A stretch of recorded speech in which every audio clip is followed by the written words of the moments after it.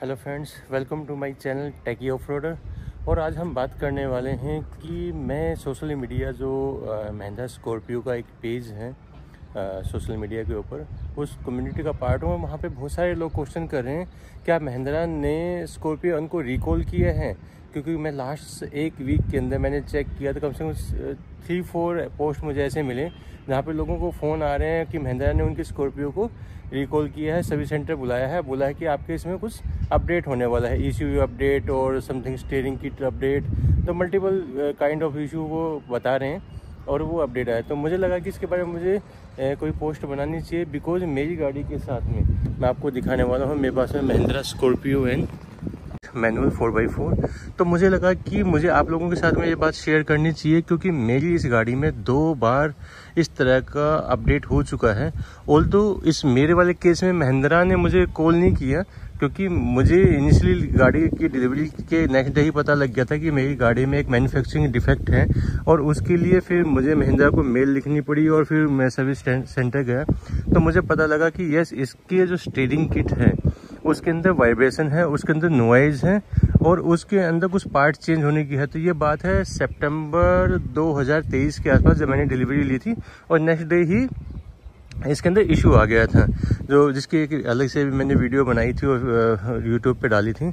And उसके बाद में फिर मैं इनके सर्विस महिंद्रा के सर्विस सेंटर गया, उनको गाड़ी दिखाई।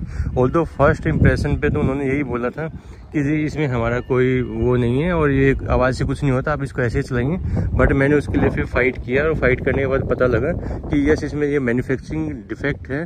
और अनऑफिशियली जो कुछ बंदे थे उन्होंने ये माना भी कि हाँ जी, एक पूरे एक लोट में स्टीयरिंग किट के अंदर कोई इशू है और उसको अभी उसका कोई सोल्यूशन आया नहीं है, जैसे ही आएगा बना दें, हम लोग रिप्लेस कर देंगे।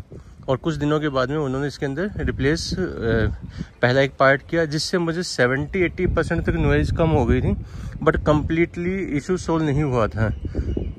उसके बाद में अभी रिसेंटली फरवरी में उन्होंने फाइनल पार्ट है वो इसके अंदर लगाया है। उसके बाद में मैं ये कह सकता हूँ कि देखो, क्योंकि मैं काफ़ी दिनों से गाड़ी चला रहा हूँ तो मुझे हल्का कभी 1% लगता है कि अभी भी वो नॉइज़ है, बट ऑलमोस्ट हम ये कह सकते हैं कि उन्होंने इसको रिजोल्व कर दिया है। अब मैं आपको वो डॉक्यूमेंट दिखाता हूँ जिसके अंदर जो इशू था, क्या इशू था। ऑल्दो वो बिल हैं, उनके ऊपर इशू डिटेल लिखी हुई है, तो मैं अपनी पर्सनल डिटेल तो आपको नहीं शेयर करूँगा, बट इसके अंदर अगर आप देखेंगे तो साफ है, front side cat noisy vehicle running time on the rough road. And अगर इसके अंदर देखेंगे तो power steering rack and the shaft need. और जो आप इशू की डिटेल अगर देखेंगे तो power steering rack and the shaft need to be change, but part not available in store. तो ये जो फर्स्ट उनका जो उन्होंने गाड़ी को जब डिलीवरी मैंने जो सर्विस सेंटर में दिखाया, उसके बाद उन्होंने इसको डॉक्यूमेंट किया और पार्ट है उन्होंने ऑर्डर कर दिया था महिंद्रा को कि भाई ये पार्ट है, रिप्लेस होगा, इसके अंदर ये डिफेक्ट है।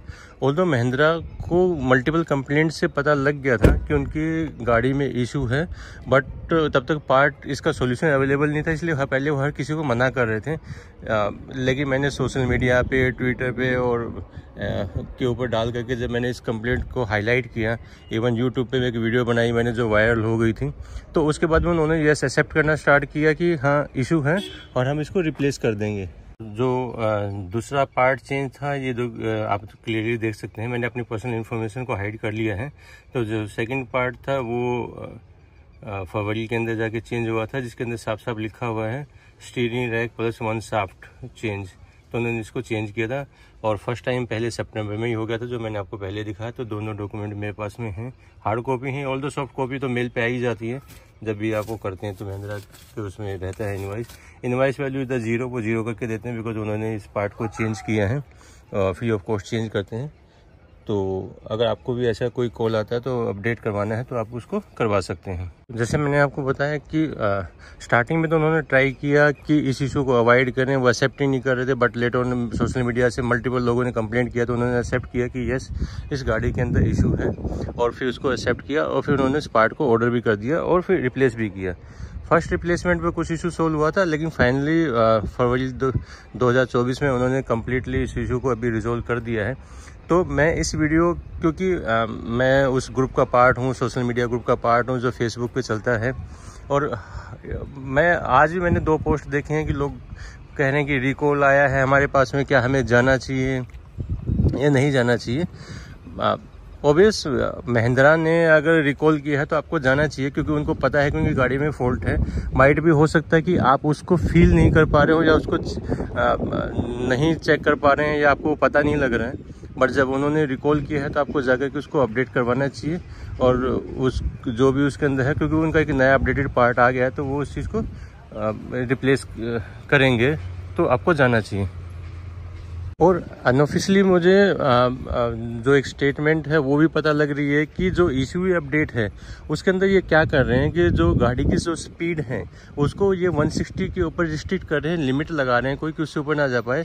आई थिंक जो मेनली इन 4x4 या किसी मॉडल में कुछ इनके जो शाफ्ट हैं उनके बोल्ट्स के अंदर कुछ दिक्कत आ रही है, मतलब प्रॉब्लम है, वो हमें तो बहुत ज़्यादा डिटेल पता नहीं है। बट उसके बाद में जो गाड़ी जिन्होंने भी ECU अपडेट करवाया है उसके बाद में ये पता लग रहा है कि वो जो गाड़ी की लिमिट है 160 पे रिस्ट्रिक्ट है। और ये क्वेश्चन मैंने पहले भी डाला था मेरी गाड़ी के लिए सोशल मीडिया पे भी, कि कई लोग बोलते हैं कि उनकी गाड़ी 180 जाती है, 190 जाती है, बट ये आज तक, क्योंकि मेरे निचली ही गाड़ी है, सर्विस सेंटर में एक अपडेट करवा लिया था, तो मेरी गाड़ी आज तक ये कभी 160 से ऊपर कभी गई नहीं। इवन तो लगता है कि चली जाएगी बट वो जा नहीं पाती, कोई ना कोई लिमिट या कोई ने सेट कर रखा है। आई थिंक वो ECU जो अपडेट है उसी के अंदर जो बताते हैं कि इस गाड़ी की स्पीड है उसको भी वो लिमिट कर देते हैं, 160 से ऊपर गाड़ी ना जाए।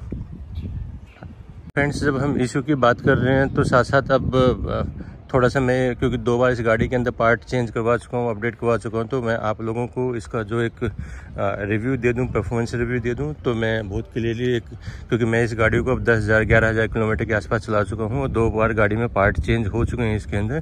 तो मेरा जो इस गाड़ी के साथ लगाव है, मैंने इसका नाम ब्लैक चीता रखा हुआ है। और मुझे ठीक है, दिल में स्टार्टिंग में तो बहुत चुभा था कि गाड़ी में 2 बार पार्ट चेंज है, बट जब मैं इसकी परफॉर्मेंस देखी और इसके बाद जो चलाने का मज़ा है इस गाड़ी को जो हम लोग फील करते हैं, उसके बाद से मुझे कोई ऐसा नहीं लगता कि पार्ट चेंज हुआ तो कोई दिक्कत है इसके अंदर, और कोई इशू नहीं है।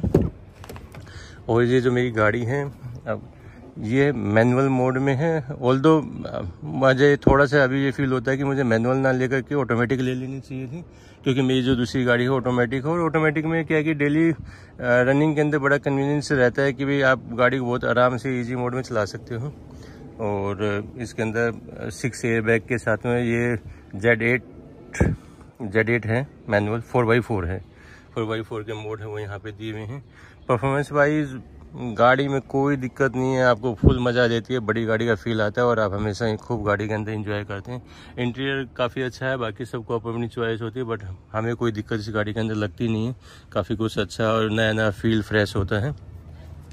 एक चीज़ और जो मैं आपको कहना चाह रहा हूँ कि जो मैंने इस गाड़ी को काफ़ी जगह 4x4 में यूज़ किया है, एंड मतलब कई जगह तो जैसलमेर के अंदर जब मैं इस गाड़ी को लेके गया था तो लोगों ने बोल दिया था कि ये गाड़ी जैसलमेर के सैम डून्स में नहीं जा पाएगी, हैवी है, गाड़ी में वेट ज़्यादा है, और लेकिन फिर भी जो गाड़ी थी मेरी ये कहीं नहीं रुकी। इसको मैं 2-3 जगह काफ़ी जगह ऑफ रोडिंग पे ले जा चुका हूँ। 4x4 में फुल मज़ा देती है। मेरे ही एक नॉन फ्रेंड है, उन्होंने 4x4 है ऑटोमेटिक में ली है और वो गाड़ी भी फुल कैपेबल है। तो ऐसा कुछ नहीं है कि कई लोग बोलते हैं कि मैनुअल में ही गाड़ी लेना ज़रूरी है 4x4 के लिए कि रियल SUV वही होती है, ऐसा नहीं है। आप इसको 4x4 ऑटोमेटिक में भी ले सकते हैं और मैनुअल में भी ले सकते हैं, और ये गाड़ी है पैसा वर्थ है, बहुत आपको एंजॉय करती है। आप इसकी राइड क्वालिटी जब देखते हो ना तो ऐसा लगता है कि एक पूरे हाथी को आप ना वो चला रहे हो, ड्राइव कर रहे हो। अपडेट से ना घबराएं, अपडेट महिंद्रा ने कॉल किया है तो ज़रूर करवाना है।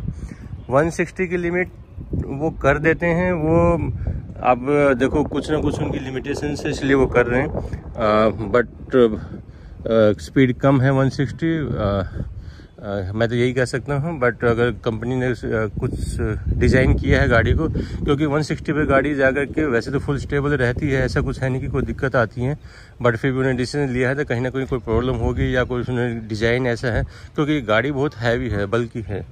2600-2700 kg की गाड़ी है, तो उन्होंने इसको कुछ अपना डिसीजन लेकर लिमिट करने का प्लान किया होगा। तो जो भी अपडेट आपके पास में आता है महिंद्रा से आप ज़रूर करवाएं और गाड़ी को अपना अप टू डेट रखें। और बाकी हो सकता है, उम्मीद है कि नए मॉडल में तो आ ही रहा है, पुराने वाले लोगों ने भी अपना जो सॉफ्टवेयर अपडेट करवा लिया होगा म्यूजिक सिस्टम का, जिसके अंदर वायरलेस कार प्ले वगैरह आ गया है। तो वो भी मैंने इनिशियली स्टार्टिंग में ही करवा लिया था, तो वो छोटे छोटे अपडेट थे। उसके बाद में गाड़ी है, उसकी परफॉर्मेंस काफ़ी अच्छी है। मेरी गाड़ी की जो माइलेज है सिटी और हाईवे हमेशा एक जैसी ही रहती है। पता नहीं, लोग काफ़ी बोलते हैं, किसी की 15 देती, 18 देती, 20 देती। मेरी गाड़ी की माइलेज आज भी 11-12 से ऊपर कभी नहीं आती, ना पहले स्टार्टिंग में आई ना अभी आ रही है। तो ये इतनी देती है, चाहे मैं इसको हाईवे पे चला लूँ, चाहे मैं इसको सिटी में चला लूँ, कहीं चला लूँ, इसने एक ही माइलेज देनी है, वो आज भी वही दे रही है। तो इसी के साथ मैं इस ब्लॉग को यहीं ख़त्म कर रहा हूँ। आपको अगर मेरा ब्लॉग यूज़फुल लगता है तो मेरे चैनल को लाइक करें, सब्सक्राइब करें और शेयर करें। Thank you.